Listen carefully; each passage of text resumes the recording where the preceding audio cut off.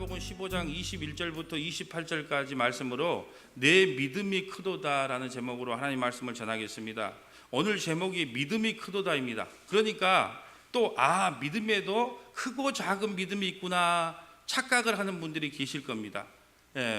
우리는 큰 믿음하면 행위로 나타나는 양적인 크기를 말할 때가 많습니다. 새벽 기도 잘하면 믿음이 큰 사람, 수요 예배 열심히 나오면 믿음이 큰 사람, 건축 헌금 많이 하면 믿음이 큰 사람, 또 교회 봉사 헌신 많이 하는 성도는 믿음이 큰 사람, 이렇게 규정을 짓는다는 거예요.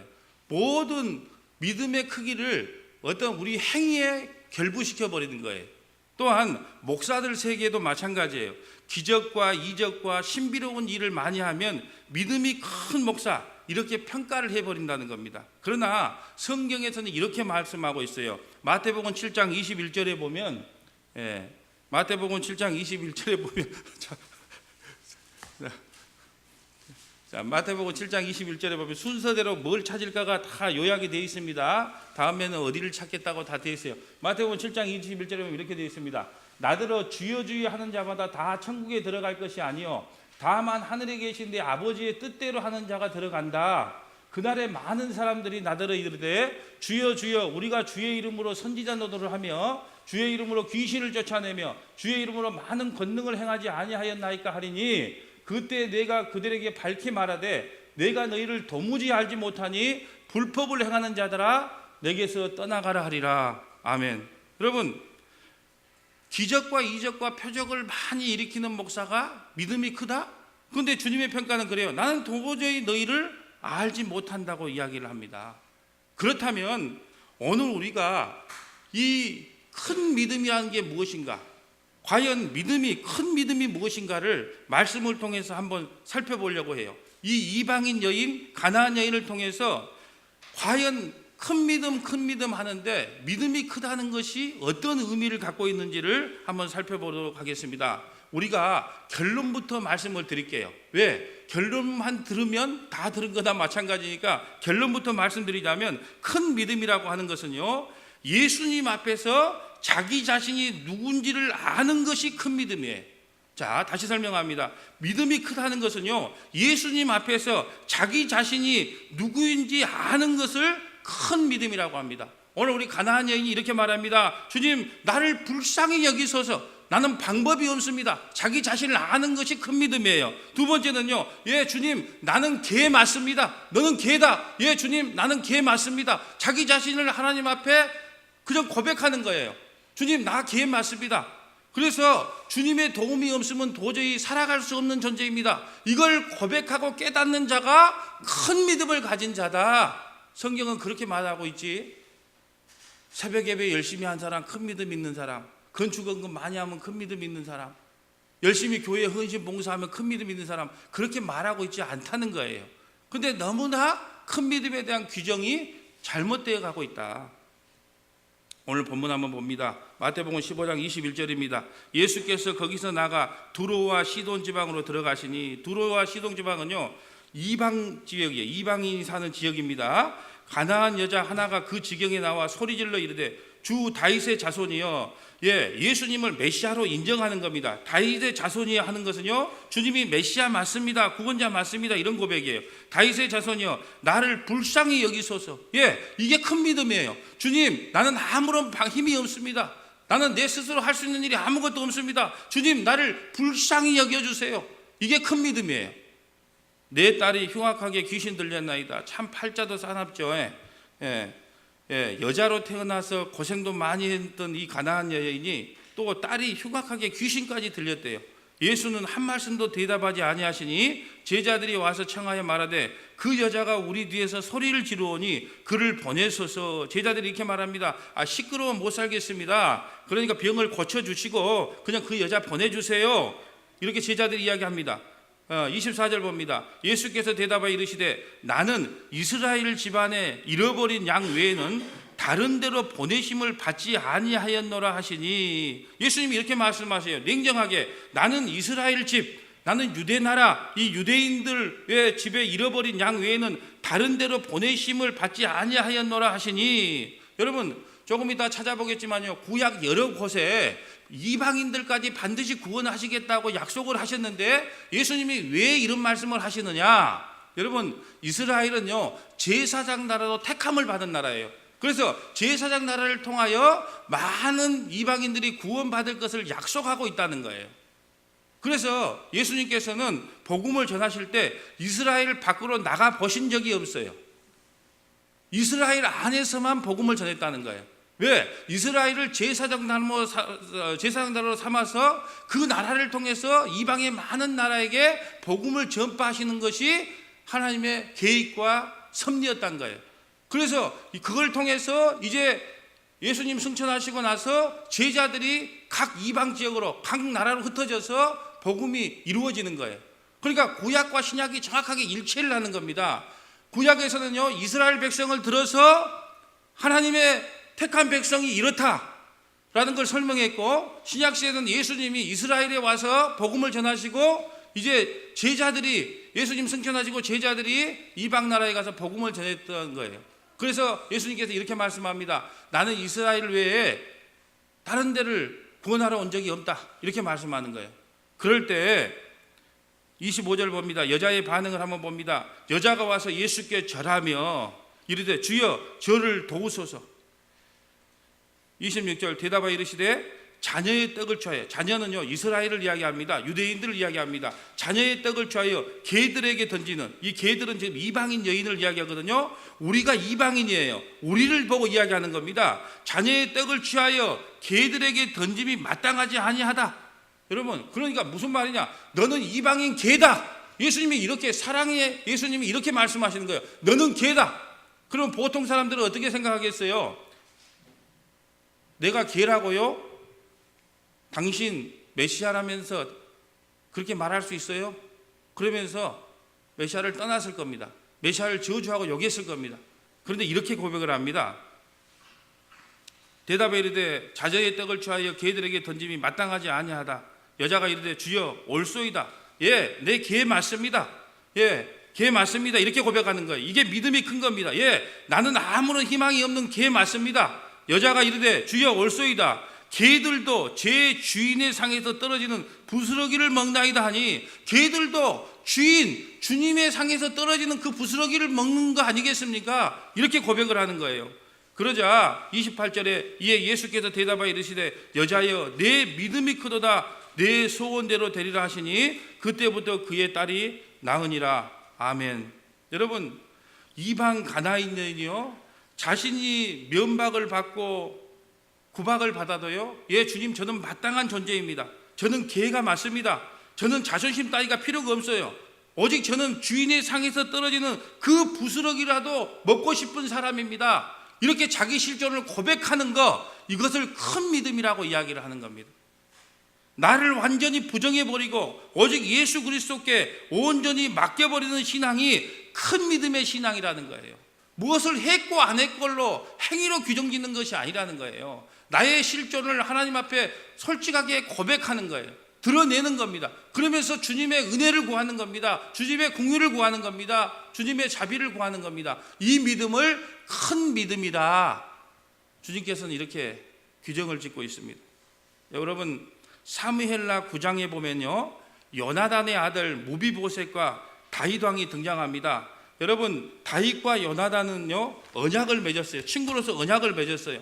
그 언약 때문에 사울 집안의 손자 요나단의 아들을 후하게 대접하고요 왕자들과 함께 한 상에 밥을 먹게 합니다. 그리고 모든 사울 왕의 소유를요 다 무비보셋에게 돌려줍니다. 이때 무비보셋의 고백이 오늘 이방 여인의 고백과 똑같은 거예요. 자, 성경 한번 찾아보든지 이걸 보겠습니다. 사무엘하 9장 6절입니다. 스크린 참조하시든지 성경을 한번 찾아보시든지 하시면 되겠어요. 사무엘하 9장 6절 보겠습니다. 사무엘하 9장 6절. 사무엘하 9장 6절 봅니다. 자, 사무엘하 9장 6절입니다. 스크린 참조하세요. 사울의 손자 요나단의 아들 무비보셋이 다윗에게 나와 그 앞에 엎드려 절하매 다윗이 이르되 무비보셋이 하니 그가 이르기를 벗어서 당신의 종이니라. 여러분, 사울 왕이 1대 왕이고 다윗이 2대 왕인데 사울 왕은요 다윗을 늘 죽이려고 했어요. 그런데 사울의 아들 요나단은요, 다윗과 언약을 맺고 늘 다윗을 도와줍니다. 그럴 때 다윗하고 언약을 맺어요. 혹시 다윗 너가 왕이 되어도 우리 자녀들, 우리 후손들을 보호해 달라, 이렇게 약속을 하는 거예요. 그래서 요나단과 다윗이 언약을 맺습니다. 그래서 그것이 기억나서, 야, 혹시 사울 집안에 살아있는 자식이 없냐 하니까 무비보셋이라고 하는 사람이 있습니다. 요나단의 아들입니다. 그래서 그 요나단의 아들 무비보셋을 데리고 와서 왕자와 같은 대우를 해주는 거예요. 한 상에 먹게 해주는 겁니다. 7절 봅니다. 다윗이 그에게 이르되 무서워하지 말라. 내가 반드시 내 아버지 요나단으로 말미암아 내게 은총을 베풀리라. 내가 내 할아버지 사울의 모든 밭을 다 내게로 돌려주겠고 또 너는 항상 내 상에서 떡을 먹을지어라 하니, 사울왕은 나를 너가 할아버지는 너를 죽이려고 했다. 그러나 나는 너희 아버지와 언약을 맺었기에 나는 너를 해치지도 않고 왕자와 같은 대접을 해주겠다. 나와 함께 항상 같이 밥을 먹고 떡을 먹자. 이렇게 말을 하자. 8절에 보면 무비보셋의 고백을 보세요. 그가 절하에 이르되 이 종이 무엇이기에 왕께서 죽은 개 같은 나를 돌보시나이까. 죽은 개 같은 나를 어떻게 이렇게 사랑할 수 있습니까? 이렇게 고백을 하는 거예요. 이것이 바로 큰 믿음이 무엇인지를 아는 자의 고백인 거예요. 그런데 이가 어떻게 고백을 받아, 어떻게 이런 대접을 받게 되었죠? 다윗과 요나단의 언약 때문에 그래요. 약속 때문에 그래요. 그럼 우리 개 같은 우리 이방인들이 어떻게 구원받았죠? 하나님과 예수님의 창세적인 언약, 그 언약 때문에 구원받은 사건이라는 거예요. 여러분, 무비보셋은요, 전쟁 중에 유모가 안고 가다가 떨어져서요, 두 발을 다 절뚝거리는 자였어요. 그래서 왜 이 나 같은 이 두 다리를 다 저는 이 개 같은 인생을 이렇게 사랑하십니까? 이렇게 다윗에게 묻고 있는 거예요. 그럴 때 다윗이 이렇게 말합니다. 너가 뭘 해서가 아니다. 너가 뭘 열심히 해서가 아니다. 단지 다윗과 너희 아버지 요나단과 내가 언약을 맺었다. 그 언약 때문에 내가 이렇게 너를 대우하는 것이다. 이렇게 이야기합니다. 우리 개 같은 이방인들이 왜 구원을 얻었을까요? 그것은 예수님과 우리의 언약 때문에 그래요. 여러분, 우리 이방인들은 예수님께서 너희들이 개다 그러면 듣는 여러분도 기분 나쁘실 거예요. 기분 많이 나쁘실 겁니다. 그런데 그 실제 현장에 있었던 가나안 여인은 얼마나 기분이 나빴을까요? 병 좀 고쳐주라고 왔는데 나는 너 모른다. 너는 개다. 그럼에도 불구하고 예, 맞습니다. 나 개 맞습니다. 그러나 개도 주인의 상에서 나오는 그 부스러기 먹고 살지 않아요. 나 좀 불쌍히 여겨주세요.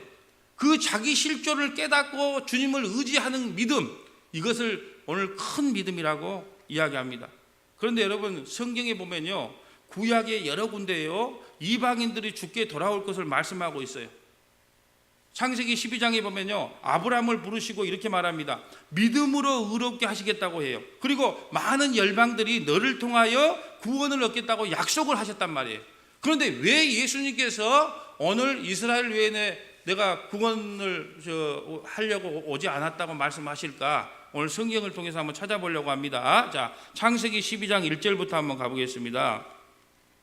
자, 창세기 12장 1절, 스크린을 참조하시든지 성경을 찾아보면 됩니다. 자, 구약의 여러 군데 이방인 여인들을, 이방 사람들도 다 구원하시겠다고 약속을 했습니다. 자, 우리에게는 아주 중요한 사건입니다. 이게 창세기 12장 1절입니다.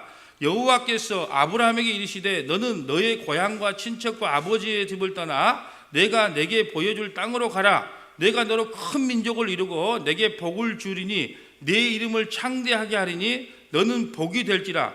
너를 축복하는 자에게는 내가 복을 내리고 너를 저주하는 자에게는 내가 저주하리니 땅의 모든 족속이, 여기서 이스라엘 백성만 이야기하는 게 아니잖아요. 땅의 모든 족속이라고 하는 것은 이스라엘이건 이방인이건 다 상관이 없다는 거예요. 오직 아브라함의 혈통으로 난 예수 그리스도를 믿는 자는 복을 받을 것이라는 이야기를 합니다. 너를 축복하는 자에게는 내가 복을 내리고 너를 저주하는 자에게는 내가 저주하리니 땅의 모든 족속이 너로 말미암아 복을 얻을 것이니라. 아멘. 왜 아브라함을 통해서 복을 얻을까요? 아브라함을 통해서 그 예수 그리스도께서 이 땅에 오시는 거예요. 그래서 예수 그리스도를 믿는 모든 민족은, 모든 족속은 다 복을 받을 것이라고 구약에 약속이 되어 있다는 거예요. 자, 창세기 17장 1절로 한번 가봅니다. 창세기 17장 1절 가봅니다. 자, 땅의 모든 족속이 예수를 통해서 복을 받는다는 사건이 기록되어 있습니다. 창세기 17장 1절입니다. 아브라함이 99세에 여호와께서 아브라함에게 나타나서 그에게 이르시되 나는 전능한 하나님이라 너는 내 앞에서 완전하라. 내가 내 언약을 너와 너 사이에 두어 너를 크게 번성하게 하리라 하시니 아브라함이 엎드렸더니 하나님이 또 그에게 말씀하여 이르시되 보라 내 언약이 너와 함께 있으리니 너는 여러 민족의 아버지가 될지라. 여기 이렇게 되겠죠. 여러 민족의 아버지가 될 것이다. 이스라엘만이 구원받는 게 아니고 아브라함의 후손으로 오실 예수 그리스도를 믿는 자는 모두가 아브라함의 혈통이 되어 복을 받을 것이다라고 구약에 미리 약속이 되어 있다는 거예요. 보라 내 언약이 너와 함께 있으리 너는 여러 민족의 아버지가 될 것이다. 이제 후로는 내 이름을 아브라함이라고 하지 아니하고 아브라함이라고 하리니 이는 내가 너를 여러 민족의 아버지가 되게 할 것이다. 내가 너로 심히 번성하게 하리니 내가 내게서 민족들이 나게 하며 왕들이 내게로부터 나오리라. 내가 내 언약을 나와 내 및 내 대대 후손 사이에 세워서 영원한 언약을 삼고 너와 내 후손의 하나님이 되리라. 아멘. 여러분 여러 민족의 아버지가 된다고 약속이 되어 있어요. 어떻게 해요? 믿음으로 유대인이건 이방인이건 믿음으로 모두가 아브라함의 후손이 될 것이다. 그런데 1차적으로요 이스라엘 나라는 제사장 나라가 되어서 이스라엘을 통해서 모든 이방 민족이 저 택한 백성이 저 백성이 바로 하나님의 택한 자녀들이구나를 깨닫게 되고 그를 통해서 모든 이방인들이 구원을 받는 사건이 전개되는 거예요. 그래서 오늘 예수님께서 이렇게 말씀하시잖아요. 나는 이스라엘을 구원하러 왔다. 왜? 이스라엘은 제사장 나라를 통하여 모든 민족이 구원받게 될 것이다. 이걸 우리에게 설명해 주고 있어요. 자, 출애굽기 19장 1절로 한번 가볼까요? 자, 또 이방인들을 다 구원하시겠다고 하는 약속을 한번 보겠습니다. 출애굽기 19장 1절입니다. 출애굽기 19장 1절 봅니다. 스크린을 참조하시든지 성경을 찾아보시면 되겠어요. 주보에 다음 구절이 어디를 찾을지가 다 기록되어 있습니다. 자, 출애굽기 19장 1절 이스라엘을 출애굽하고 나서 어떻게 약속하셨는지 이스라엘 자손이 애굽 땅을 떠난 지 3개월이 되던 날 그들이 시내 광야에 이르니 그들이 리비빔을 떠나 시내 광야에 이르러 그 광야에 장막을 치되 이스라엘이 거기 산 안에 장막을 치더니 모세가 하나님 앞에 올라가니 여호와께서 산에서 그를 불러 말씀하시되 너는 이같이 야곱의 집을 말하고 이스라엘 자손에게 말하라. 여러분 야곱과 이스라엘은 같은 인물이에요. 지금으로 보면 신약시대 교회를 이야기합니다. 교회들아 잘 들어라 이렇게 이야기합니다. 내가 애굽에서 어떻게 행하였음과 내가 어떻게 독수리 날개로 너희를 얻고 인도하였음을 내가 너희가 보았느니라. 세계가 다 내게 속하였나니. 보세요. 세계가 이방인이건 유대인이건 세계가 다 내게 속하였나니 너희가 내 말을 잘 듣고 내 언약을 지키면 너희는 모든 민족 중에서 내 소유가 되겠고 너희가 내게 대하여 제사장 나라가 되며. 그러니까 여러분 이스라엘 민족은요 복받은 민족이에요. 축복받은 민족입니다. 왜요? 제사장 나라로 하나님께서 선택했다는 거예요. 그 제사장 나라를 통하여 만 백성이 다 구원받는 역사를 보여주신 거예요. 너희가 내게 대하여 제사장 나라가 되고. 그래서 오늘 예수님께서 그 말씀을 성취하시는 거예요. 나는 이스라엘 집 외에 다른 걸 구원하러 온 것이 없다. 이 말은요 내가 이방인들 구원시키지 않겠다는 말씀이 아니고 이스라엘을 통하여 구원의 역사가 어떻게 펼쳐지는가를 보여주겠다는 거예요. 너희가 내게 대하여 제사장 나라가 되며 거룩한 백성이 되리니 너희는 이 말을 이스라엘 자손에게 전할지니라. 유대인이건 이방인이건 모두가 하나님께 속겠다. 그것을 이방인 백부장을 통해서 신약시대에 우리에게 미리 보여주신 사건이 있어요. 자, 한번 찾아보도록 하겠습니다. 마태복음 8장 5절 봅니다. 자, 이방인 백부장을 구원하면서 자, 미리 구약을 성취시키는 사건을 보겠습니다. 마태복음 8장 5절입니다. 자, 마태복음 8장 5절 보겠습니다. 자, 마태복음 8장 5절 봐봅니다. 자, 이방인 백부장을 구원하면서 출애굽기의 말씀을 성취시키는 사건이 나옵니다. 마태복음 8장 5절 봅니다. 마태복음 8장 5절입니다. 예수께서 가버나움에 가시니 한 백부장이 나와 간구하여, 여러분 백부장이라고 하는 것은요, 이때 로마의 식민자에 있었는데 100명의 군대를 다스리고 통치할 수 있는, 지금으로 보면 중대장급 되겠죠. 그 장군을 이야기합니다. 장교를 이야기합니다. 한 백부장이 나와 간구하되 이르되 내 주여 내 하인이 중풍병으로 집에 누워 몹시 괴로워하나이다. 이르시되 내가 가서 고쳐주리라. 예수님께서 그럼 내가 가서 고쳐줄게. 백부장의 믿음을 한번 보세요. 백부장이 대답해 이르되 주여 내 집에 들어오심을 나는 감당하지 못하겠나이다. 다만 말씀으로만 하옵소서. 그러면 내 하인이 낫겠나이다. 하나님 말씀만 해주세요. 예수님 말씀 한마디만 끝납니다. 그 말씀만 해주세요. 그러자 9절 봅니다. 나도 남의 수하에 있는 사람이요 내 아래도 군사가 있으니 이더러 가라 하면 가고 저더러 오라 하면 오고 내 종도로 이것을 하라 하면 하나이다. 나도 100명의 부하들이 있습니다. 근데 내 수하들에게 이거 해 그러면 한다는 거예요. 저거 하지 마 그러면 안 한다는 겁니다. 이와 같이 천하의 모든 것은 다 예수님이 통치하고 계시지 않습니까? 하나님의 손 장중에 있지 않습니까? 그러니까 말씀 한마디만 해주세요. 이게 큰 믿음이에요. 예수께서 들으시고 놀랍게 여기에 이르되, 여기에 따르는 자들에게 이르되 내가 진실로 너희에게 이르노니 이스라엘 중에 아무에게 이만한 믿음을 보지 못했다. 이스라엘 사람들, 그러니까 본토에 있는 이스라엘 사람들조차도 이런 믿음이 없다는 거예요. 그런데 이방인 백부장에게 이런 믿음이 나타나더라는 겁니다.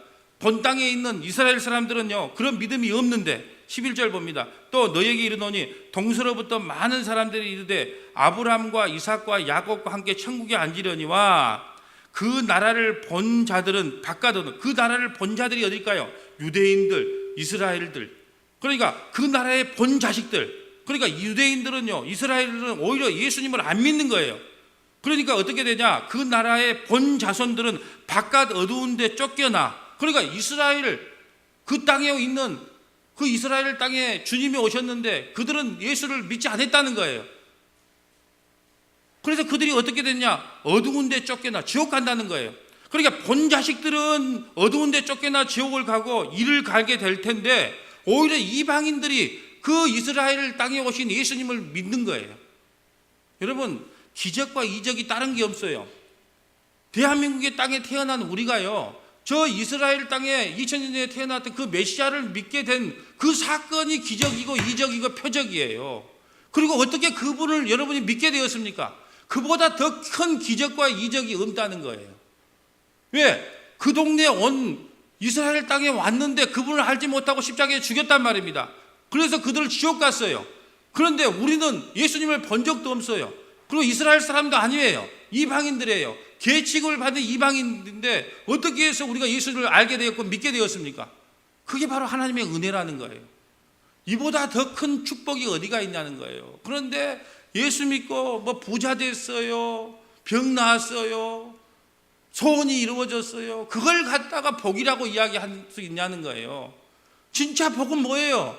우리 같은 사람이 예수를 믿게 된 게 복이라는 거예요. 예수께서 백부장이 이르시되 가라 내 믿음대로 될지어다 하니 그 즉시 하인이 나으니라. 아멘. 모든 것을 하나님의 뜻 가운데 있습니다. 말씀만 해주세요. 그러면 낫겠습니다. 이런 믿음이 큰 믿음이라는 거예요. 여러분 오늘 가나안 여인의 믿음, 무비보셋의 믿음, 이방인 백부장의 믿음은 어떠한 믿음이었습니까? 나의 의로 나가는 믿음이었습니까? 아니면 오직 예수의 의로 나가는 믿음이었습니까? 내가 깨끗하고 내가 무엇을 해서 얻은 믿음이었습니까? 나는 할 것 아무것도 없는데 거저 주신 하나님의 은혜였습니까? 거저 주신 하나님의 은혜였다는 거죠. 자, 로마서 4장 13절 한번 찾아보겠습니다. 로마서 4장 13절입니다. 자, 로마서 4장 13절.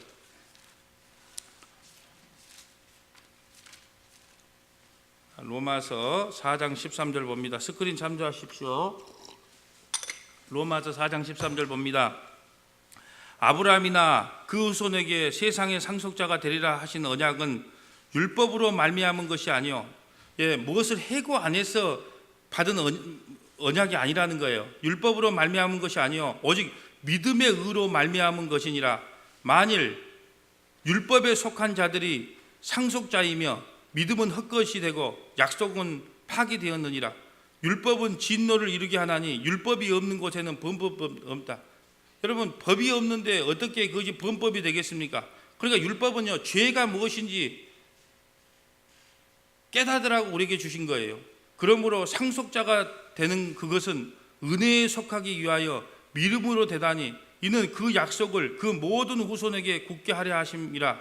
율법에 속한 자들에게뿐만 아니라, 율법에 속한 자가 누구예요? 이스라엘이죠. 율법을 받았기 때문에 율법에 속한 자들에게뿐만 아니라 아브라함의 믿음에 속한 자들에게도 그러하니 아브라함은 우리 모든 사람의 조상이 된다라고 기록되어 있어요. 믿음으로 아브라함의 자손이 되는 거예요. 우리가 뭘 해서가 아브라함의 자손이 되는 것이 아니고 예수 그리스도를 믿는 믿음으로 이제 우리가 아브라함의 후손이 되었다는 거예요. 그러면서 17절 봅니다. 기록된 바 내가 너를 많은 민족의 조상으로 세웠다 하신과 같이 그가 믿은 바 하나님은 죽은 자를 살리시며 없는 것을 있는 것으로 부르시는 이시라.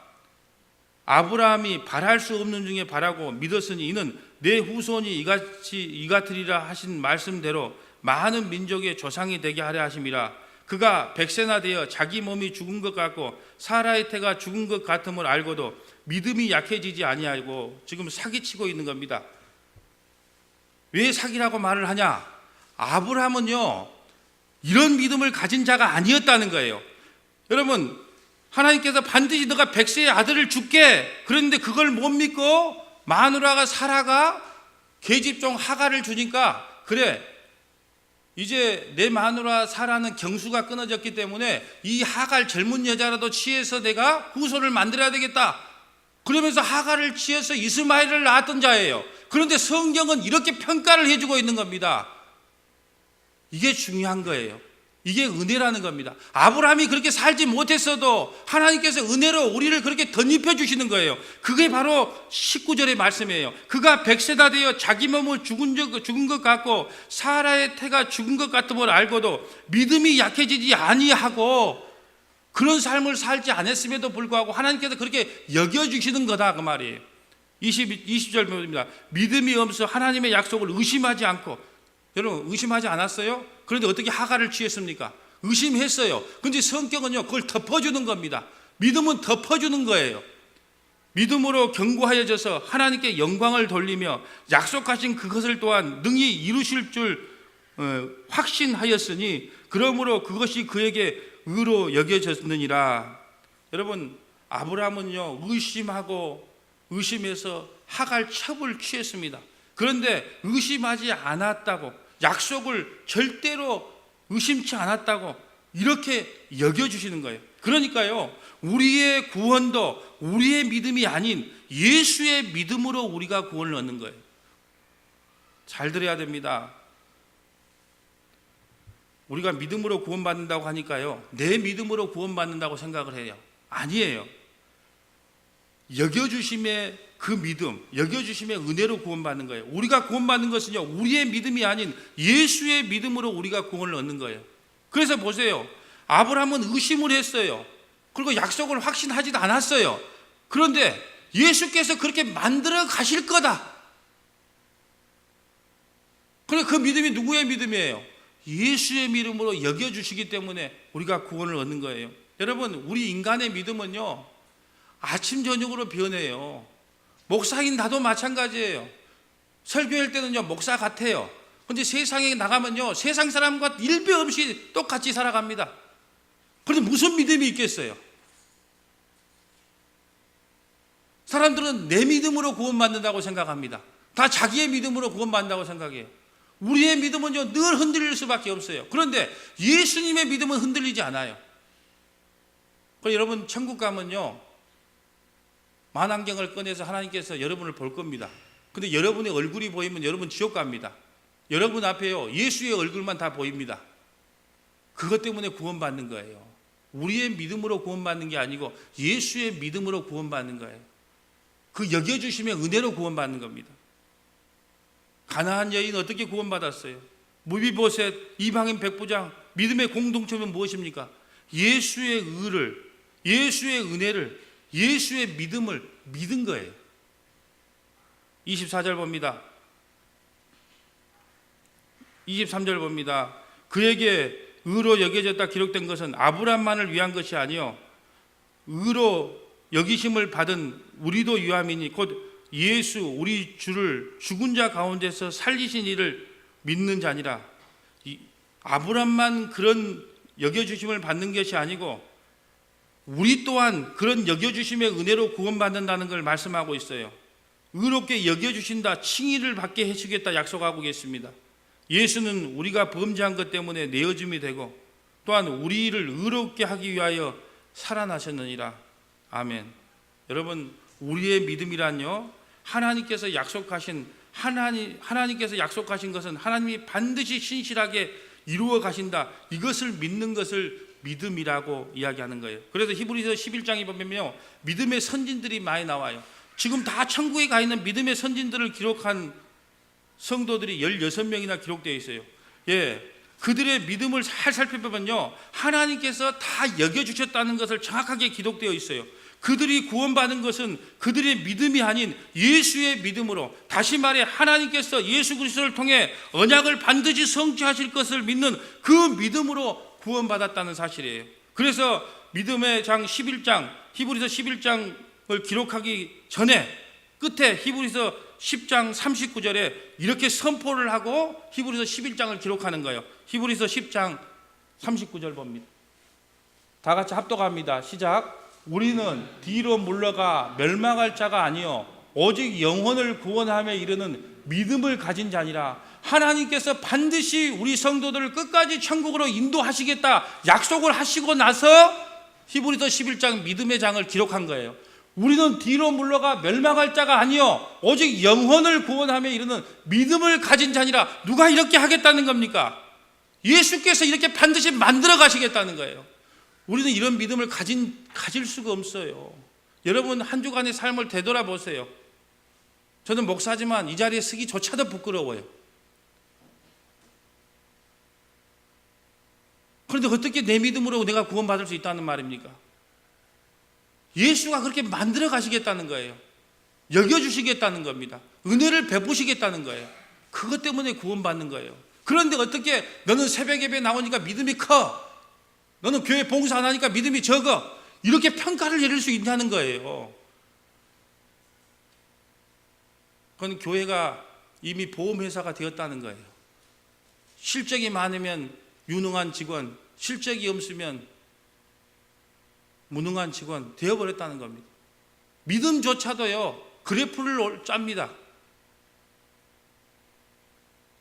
그래서 우리 권사님 보면 참 믿음이 큰 것 같아, 우리 집사님 보면 참 믿음이 없는 것 같아, 이렇게 우리 스스로를 평가해 가면서 사는 거죠. 예수님께서 반드시 예수님의 믿음으로 우리를 천국까지 이끌고 가시겠다는 것입니다. 사랑하는 성도 여러분, 말씀을 정리합니다. 가나안 여인이 어떻게 구원을 받았습니까? 쩔뚝발이 무비보셋이 어떻게 구원을 받았습니까? 이방인 백부장이 어떻게 구원을 받았습니까? 예수 그리스도의 십자가의 은혜 때문에 구원받았어요. 그 은혜를 아는 자들이 무엇이라고 고백하겠습니까? 그 은혜를 깨달은 자들이 뭐라고 고백하겠습니까? 예수님, 저는 개 맞습니다. 저는 개 맞습니다. 하지만 개도 주인의 상에서 떨어지는 부스러기 먹지 않습니까? 나를 불쌍히 여겨주세요. 이것 외에 무슨 할 말이 있겠냐는 거예요. 성도의 고백은요, 죽을 때까지 이거 고백해야 됩니다. 예, 예수님, 나 개 맞습니다. 그래도요, 개도 주인의 상에서 떨어지는 그 부스러기 먹고 살잖아요. 그러니까 나 좀 불쌍히 여겨주세요. 이게 바로 심령의 가난이에요. 심령의 가난. 네 잘났네, 나 잘났네, 김집사가 좀 나와, 박집사가 좀 나와, 이렇게 말할 수 있는 자격이 아무것도 없다는 거예요.